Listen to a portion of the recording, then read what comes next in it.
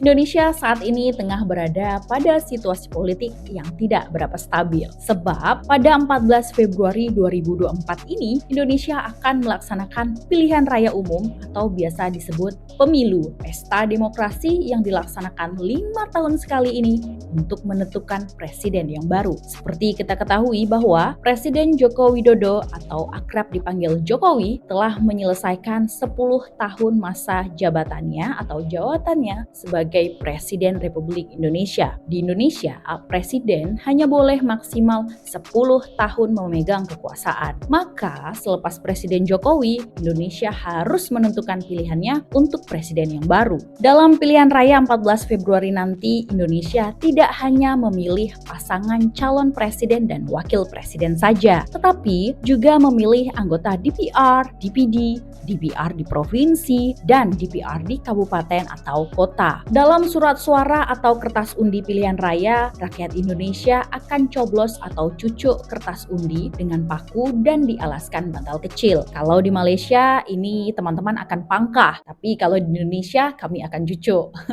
Rakyat Indonesia akan cucuk mana-mana gambar pasangan calon presiden dan wakil presiden yang berkenan. Total ada 5 kertas undi yang akan dicucuk oleh rakyat Indonesia. Selanjutnya kita akan berkenalan kepada siapa saja calon presiden dan wakil presiden yang akan bertarung dalam pilihan raya ini.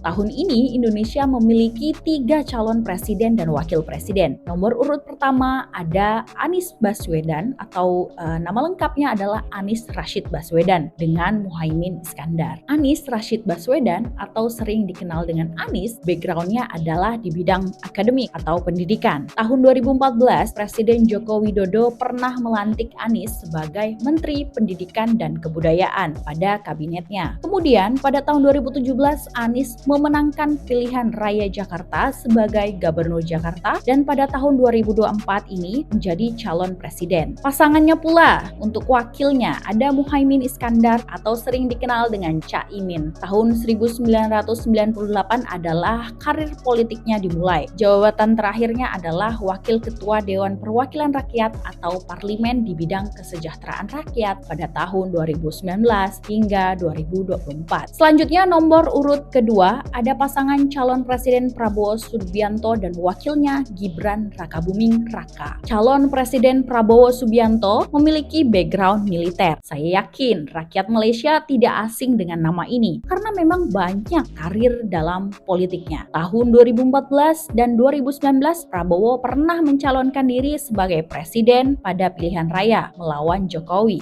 Tetapi dua-dua kali itu adalah kalah. Walau sebelumnya pernah jadi lawan dalam pilihan raya dengan Presiden Jokowi, tetapi beliau menjadi orang yang dipercaya Jokowi untuk menjabat sebagai Menteri Pertahanan dalam kabinetnya. Untuk wakilnya adalah Gibran Rakabuming Raka, memiliki background bisnis sebelumnya, mulai dari bisnis makanan hingga bisnis apps atau aplikasi. Gibran ini adalah anak sulung dari Presiden Jokowi. 2 tahun menjabat sebagai Wali Kota Solo di Jawa Tengah, tahun 2024 ini akhirnya maju sebagai calon wakil presiden. Selanjutnya ada nomor urut ketiga, calon presiden Ganjar Pranowo dan wakilnya Profesor Mahfud MD. Ganjar Pranowo ini background sebelumnya adalah dalam parlemen DPR dan pernah menjadi gubernur provinsi Jawa Tengah dari tahun 2013 hingga 2023. Untuk wakilnya adalah Profesor Mahfud MD, pernah menjadi